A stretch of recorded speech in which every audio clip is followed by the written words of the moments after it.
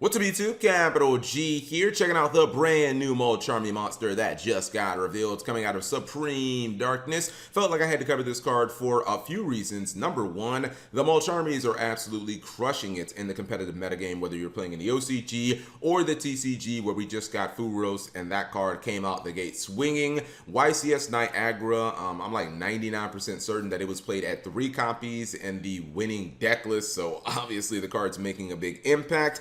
Second, pretty much since Perulia, we expected this to be a series of cards, and that was confirmed pretty much immediately when we started getting stuff from Rage of the Abyss and we got Furos. That is even more confirmation now. Some people are speculating that the final Mulcharmmy is actually going to search another Mulcharmmy, which would make sense, that being kind of the idea behind you being able to use multiple of them in a turn.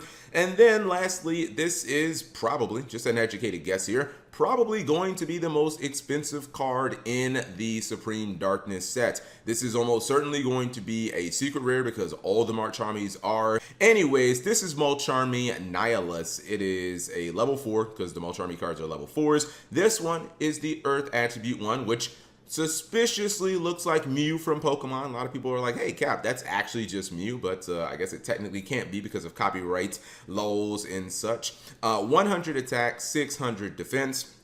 You guys know that you have to control no cards to activate this, discard it. You can activate multiple Mulcharmys in a turn. You know how the Mulcharmy cards work. The unique effect is each time your opponent special summons a monster from the graveyard or banishment, immediately draw 1 card. Now, some people are already saying, oh Cap, this is the most niche of the Mulcharmys because you might play against a deck that doesn't summon from the graveyard or from the banishment, which by the way, if this card would have came out 10 years ago, there's no way in heck that whole, banishment would have been on there. I really like the addition of the banishment. I think that gives this card an additional layer of playability, but this is not quite as niche as people think. Like, yeah, there's going to be some niche matchups, like, if you play against a lot of zombie decks, if you play against, Mayakashi or, something like Infernoids, where those decks live and die by summoning from, like, the graveyard or summoning from the banishment. But even if you were to go back, I don't know, a couple of formats ago,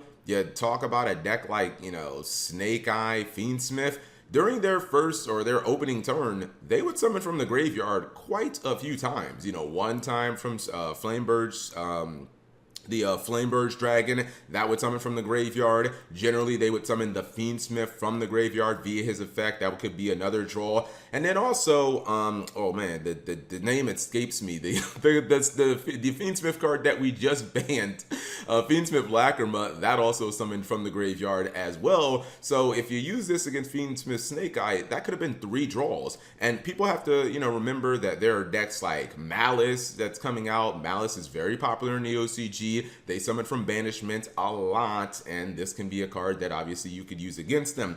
Now, the thing is, this card is technically searchable if you were to play a deck like Chimera. Not sure if you really want to search Mulcharmy cards, because if you're searching them, most of the time you're going to have a card on field. However, this could be like a mainstay in that deck potentially, because if you go second and you are looking to get maybe a draw or 2 out of your opponent, you just discard it. If you go first and you open with it, okay, well then you can just, I don't know, use it for Chimera Fusion during your opponent's turn, send it to the graveyard from your hand and make a Guardian Chimera and just, pop some cards, draw some cards based on that card's effect and whatnot. Overall, I like this card, and honestly, I look at this card as I do kind of all the Mulcharmy's cards that we have so far. It's just going to get better in the future. Like, if you think Konami is done with these decks that summon from the graveyard 2-3 times in a turn, or these decks that summon from banishment, like, again, Malice is like a prime example. That deck summons from the banishment a lot. If you think that Konami is done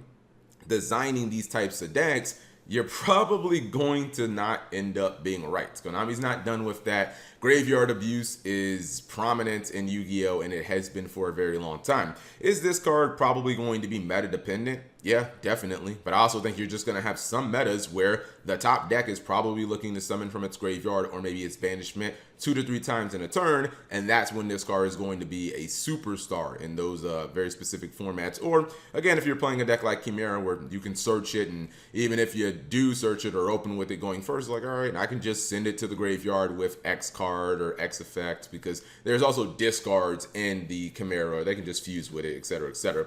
Anyways, I think the card is excellent. I think it's going to see play. I think it's going to be expensive. And yeah, another really good card for the Mulcharmmy line. Anyways, whatever you guys think, you leave it in the comment section below. Thank you guys for watching, as always.